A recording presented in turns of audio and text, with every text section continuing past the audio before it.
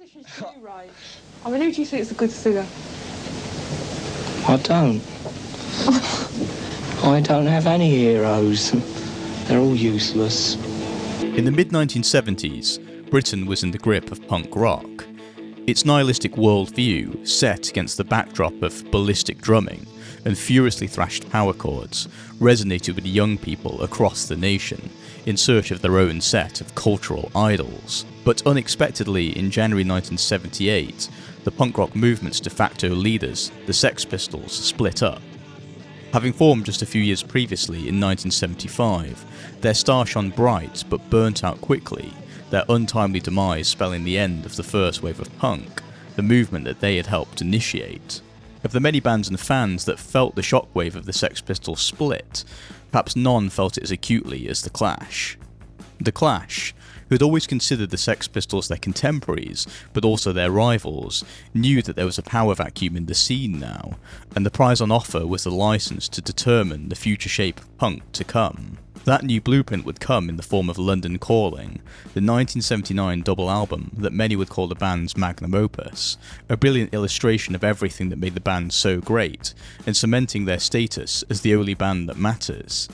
In this video, we'll take a closer look at the recording and songs of that album, the build-up and tension leading up to its writing, and the record's legacy today. If you like this video, hit the like and subscribe button, drop me a comment on what you think of The Clash and London Calling, and maybe check out some of the other videos on my channel too. Thanks for checking out the title track, and now, back to The Clash.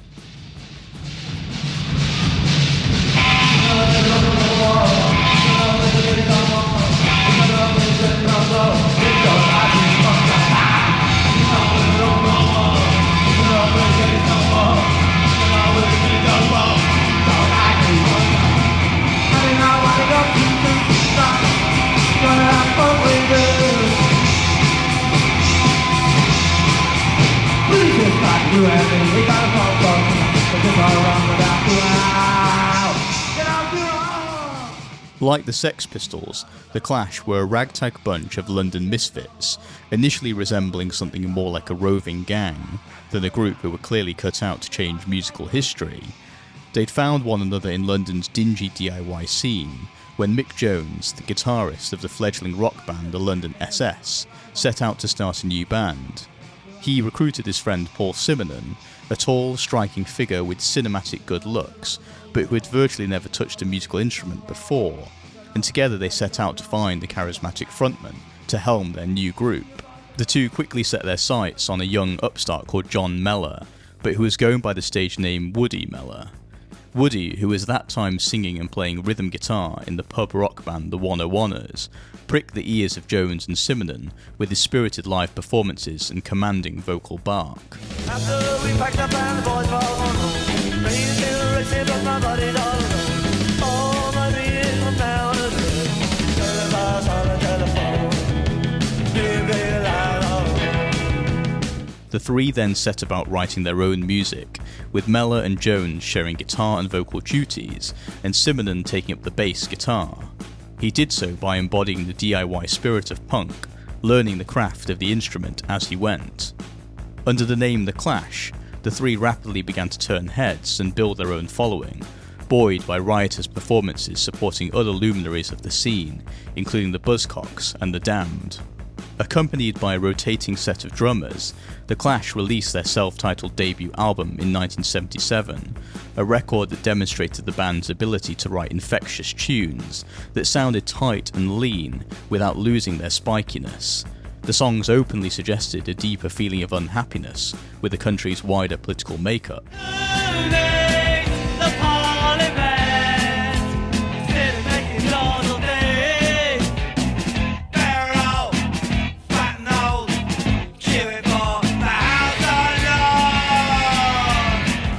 Elsewhere on that debut record, Woody Mellor, who by this time had adopted a new pen name, Joe Strummer, would hit out forcefully against American society and politics. This was perhaps surprising given his father was a diplomat in the British Civil Service. In the song I'm So Bored with the USA, the rechristened Strummer would quickly make his leftist politics known, by singing about the Watergate scandal that swallowed Richard Nixon's presidency and the cheap role of money in American politics.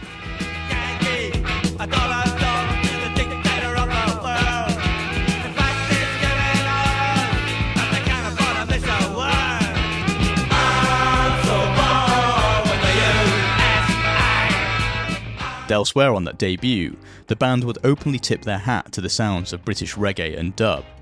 This was a sound that bassist Paul Simonon had been immersed in from an early age through his upbringing in parts of South and West London, districts of the capital characterised by their prominent black populations.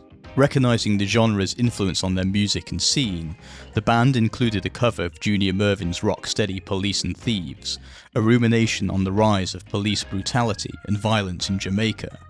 In the Clash's version, however, the tune acquired a deeper resonance in the UK after struggles between police and revellers at the Notting Hill Carnival played out across the nation's television sets in 1976.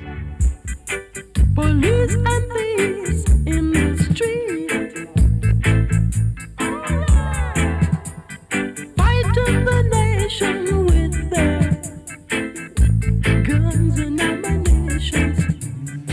Police and thieves in the street. Oh yeah.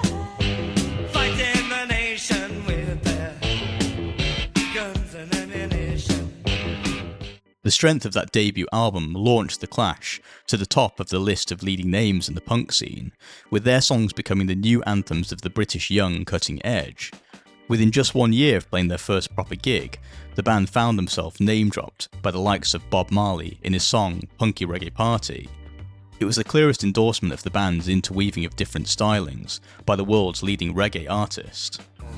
I'm saying the wailers will be there. The dam, the jam, the clash. Maters will be there. By the start of 1977, there was no other way to say it. The Clash seemed unstoppable.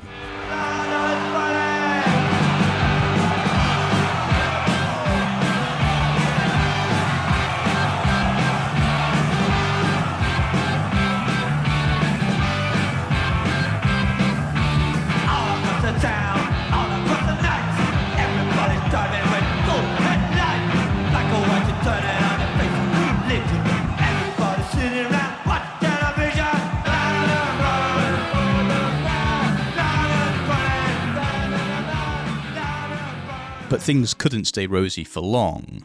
As time went on, the Clash were finding themselves challenged by new kids on the block, bands like The Lurkers, Stiff Little Fingers, and The Undertones. At the same time, all was not well in the band's own camp.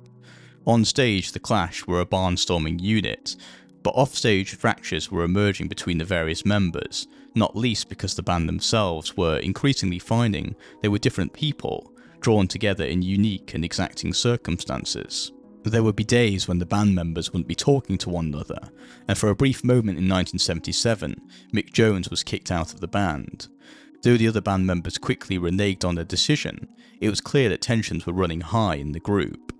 At the same time, drummer Topper Headon, who was now firmly part of the band after contributing some drum tracks on the first album, and had since become the firing cylinder in the band's live sound, was finding himself drawn in by an addiction to heroin behind the scenes. Against this difficult backdrop, and keen not to lose their relevance, in 1978 the band quickly wrote and released their second record, Give 'Em Enough Rope.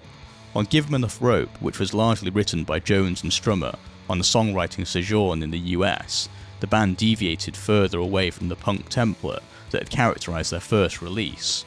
On songs like Julie's Been Working for the Drug Squad, the band would call in session musicians to spray their punk tunes with honky-tonk piano, doffing their cap to the sounds of Black America, the spell of which they were increasingly falling under.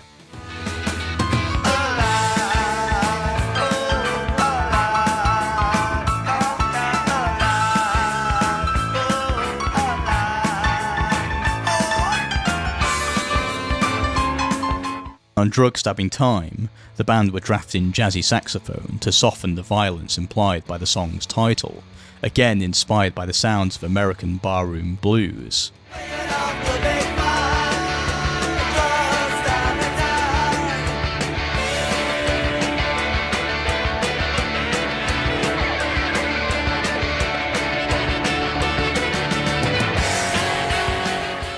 Give 'Em Enough Rope was released in November of 1978, overtly showing its love for Americana-inspired soul and blues.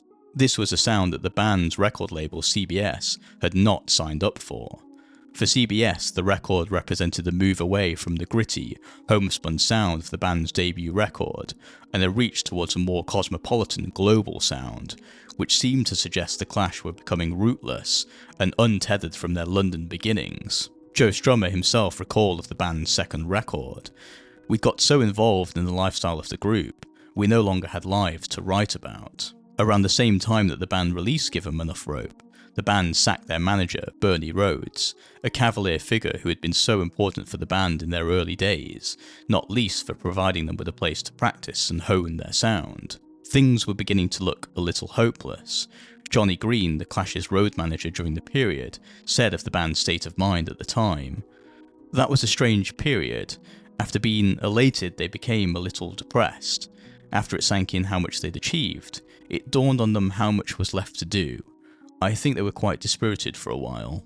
If things couldn't get any worse, in early 1979, word came that Sid Vicious, the Sex Pistols' iconic, posturing bassist, had died, dead from a drug overdose. The Clash had lost a rival and a friend, and the punk scene had lost one of its preeminent figures.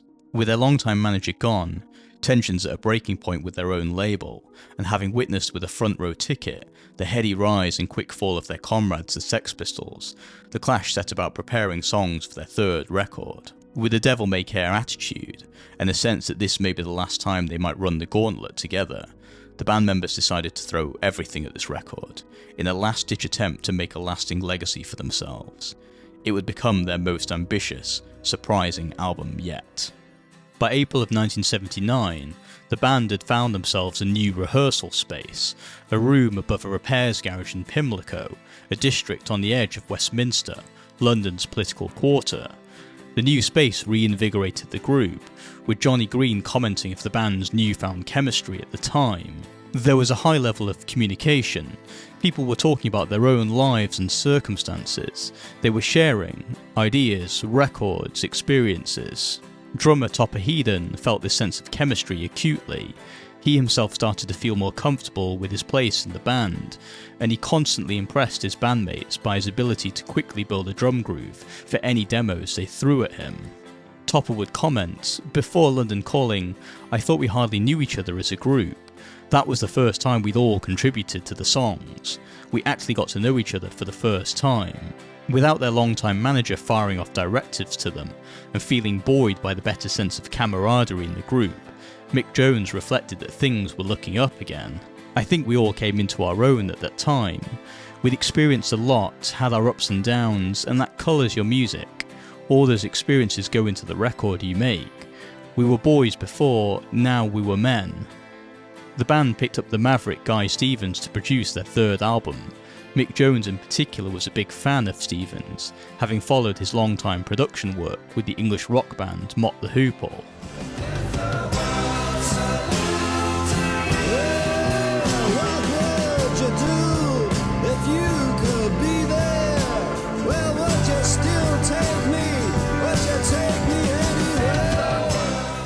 Stevens, who also happened to be a raging alcoholic, imbued the band's recording sessions with a raucous, highly charged atmosphere that placed more emphasis on spontaneity, energy and effervescence, rather than rehearsing over and over again for the perfect take.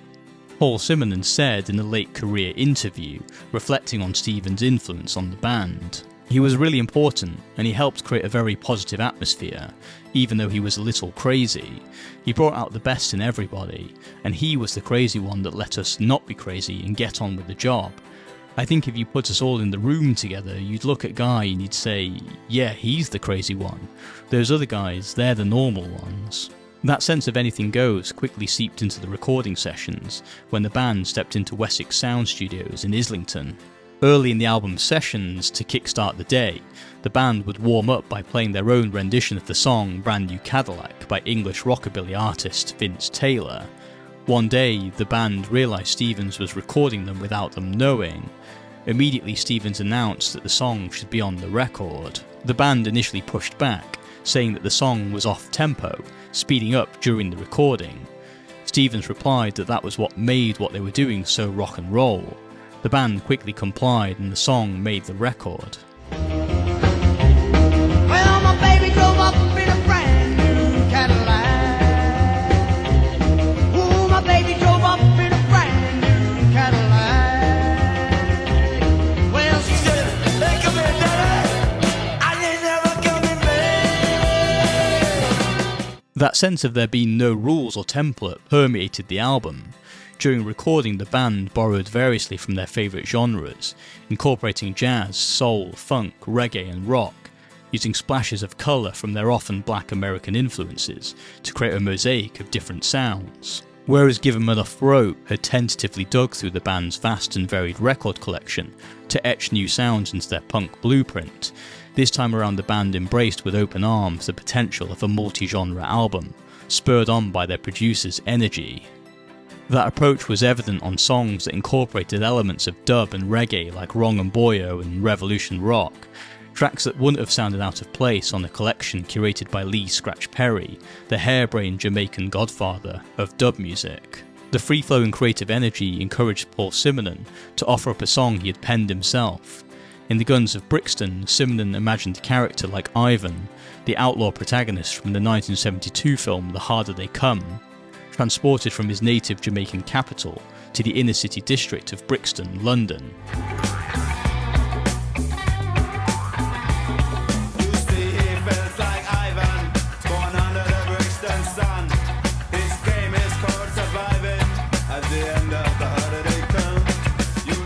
In the London that Simonon sings about, the fictional protagonist, just like those the Clash sang about on their previous albums, faces constant threat of violence by the police.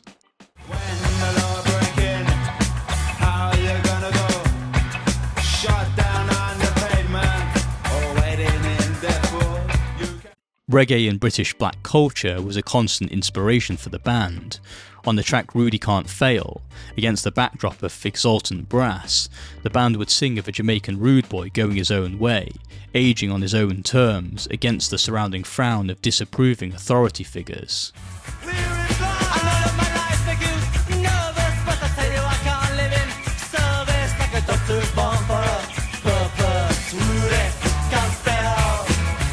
Indeed, that subject of the passing of time and the glacial pace at which the social change the band fought for might come seemed to be on the minds of the band at this time. Politics works on in 10 years and 15 years and 20 years, in amounts of time like that. And young people, you say 10 years to a young person, you might as well say eternity. It's just 10 years is too long for him to think about. He's thinking about what he's going to wear tonight or next week, or whether he can go out with that girl, or, you know what I mean? He's thinking in terms of half an hour. Has he got half an hour before he's got to go to work, you know? And politicians deal in, oh, in 10 years we'll build a flats there, and it's just too long, and young people just feel, they can't get into it. So what do you think young people are going to do in years to come? Get old.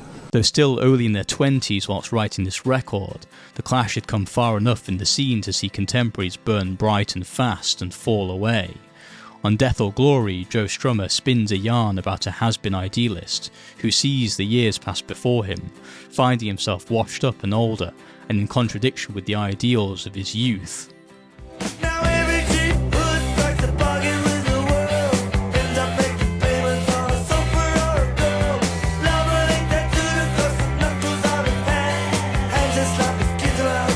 They don't understand how Death or Glory become just another story. Despite feeling that the years may have been catching up with them, the band's political instincts remain steadfast. On the song Spanish Bombs, Joe Strummer would sing about the Spanish Civil War, spurred on by the spirit of rebellion of pro-democracy figures like Federico Garcia Lorca, who was assassinated by Spanish nationalist forces in 1936 at the outbreak of the war. Spanish songs in Andalusia, the shooting sites in the days of 39. Oh, please leave the Vendana open, Federico Lorca, dead and gone. Similarly on the song Clampdown, Strummer sings about two parallel forces, capitalism and fascism, and the role both played in suppressing the potential ability of the individual to change the exploitative and hierarchical nature of society. The band portray the way that a capitalist, fascist society bears down and eventually subjugates the working man.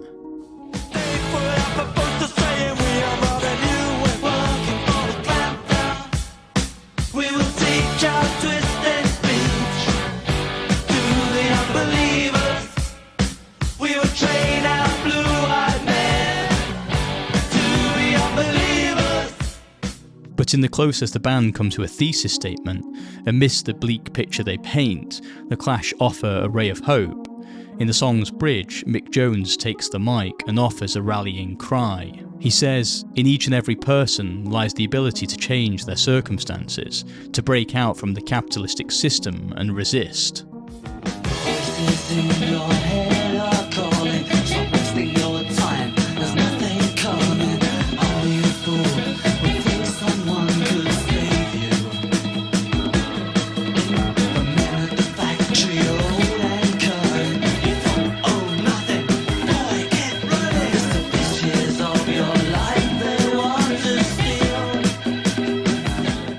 It's a sentiment that Joe Strummer would pick up in the song Four Horsemen, as he railed against everyday apathy and inertia in people, who were all too ready to complain about the cards they were dealt in life.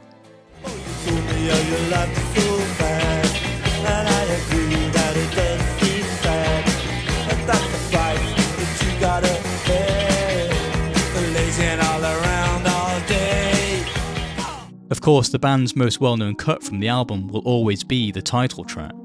In the song London Calling, the Clash paint a picture of their home city in big, bold colours, ruined and apocalyptic, more an imagined city of the near future if people didn't come to stand up and rebel against the prevailing forces of the time. In the band's mind, that's why standing up and fighting for what you believed in was so crucial. The very future was at stake. Taking inspiration from a news report the band had seen, saying that London could be underwater in the future if the River Thames flooded, the band sing about a kind of ghost of Christmas future for the band's own stomping ground. The ice is coming, the sun's zooming in, meltdown expected, the wheat is going thin, engines stop running, but I have no fear, 'cause London is drowning and I live by the river. During 1978 and 1979, when the band were preparing material for the album, there was no shortage of apocalyptic events that seemed to spell the end for planet Earth.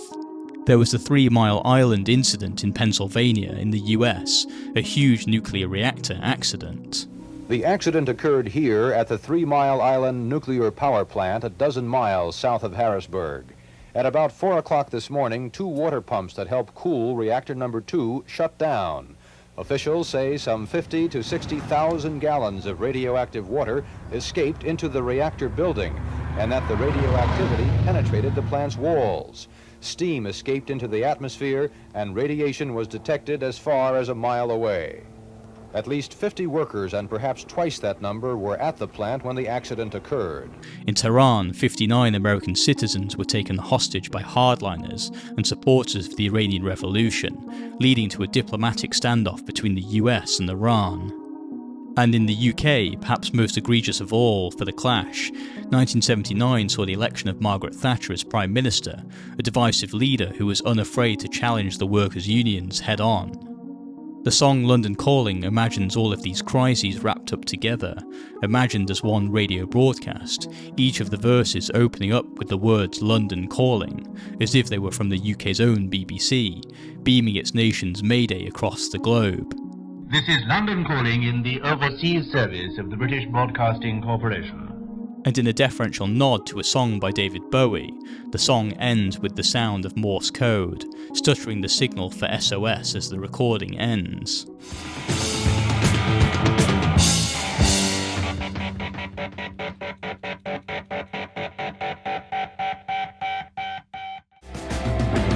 I never felt so much alike. Despite the song London Calling virtually becoming the band's calling card and anthem, it paints a bleaker worldview that perhaps overshadows the Clash's broader philosophy across the album. Yes, things are bad, they seem to say, but those circumstances could be beaten by defiant action taken against the odds, either by oneself or together. Perhaps to illustrate this, the album's cover is one which shows the sheer raw power that lies in the hands of each individual. In a photograph taken by Penny Smith, the band visually reference Elvis Presley's debut album, perhaps a coy decision to place themselves next to Presley in the pantheon of rock and roll history. In the photo, which depicts Paul Simonon smashing up his bass guitar live on stage, there seems to be the very essence of the Clash: anti-authority, raw and chaotic, bold, daring and unreservedly dissenting in their vision. It would become an iconic moment in rock and roll history. When London Calling was released in December 1979, it would just be a matter of weeks until the end of the decade. The sound of English punk rock that had so defined the latter part of the 1970s had come to its end, and London Calling seemed to confirm it. Here was a sprawling double album in which the Clash truly reimagined themselves as a curator of various different musical styles, rather than just following a by-the-numbers punk sound, a sound which the band themselves had grown tired of. The title of the album itself was evocative. It spoke of a band clearly centred around the UK's multicultural capital, steeped in its cosmopolitan sound, but reframing new black and roots music influences through a British lens. It was a sound that the band would explore even further on 1980's triple album Sandinista, an album which overflowed with experimentation with dub, reggae, soul, jazz, calypso and rap.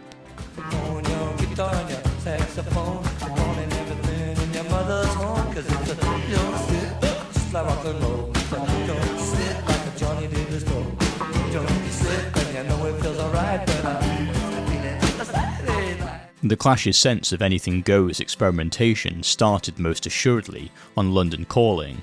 On that record, the band showed a brave untethering from genre expectations that has influenced countless bands in the punk scene and beyond. As just one example, Rage Against the Machine, a band that were praised for their fluid and furious combination of political rap and rock, have cited the Clash's London Calling as a key influence. Their guitarist Tom Morello is known to cover the song Clampdown often, including with the US's very own chief rebel-rouser, Bruce Springsteen. No man born with a living soul can be held for the Clampdown. Kick over the wall, 'cause government's the fall. How can you refuse it? Songs from London Calling have also been sampled endlessly, such as the lifting of the guns from Brixton bassline by the dub group Beats International.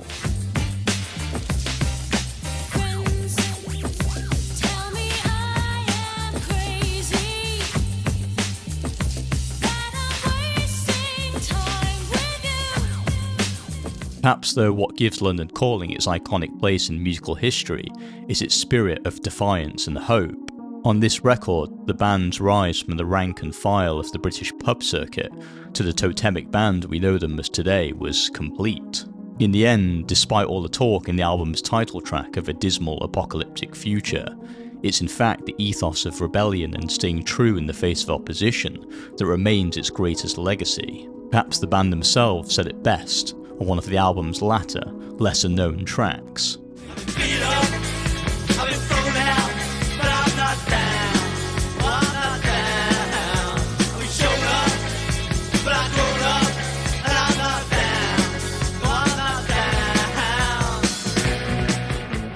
That perhaps was the Clash's most long-lasting broadcast to the world, an album that sang of confrontation and non-compliance, of standing up for your principles, a message that still resonates with so many past and future rebels today. If you like this video, hit that like and subscribe button for more videos in the future, and also check out some of the other videos on my channel. Drop a comment below on what you like about this record, and where you think it ranks in the Clash's back catalogue. Thanks again for watching, and catch you in the next one.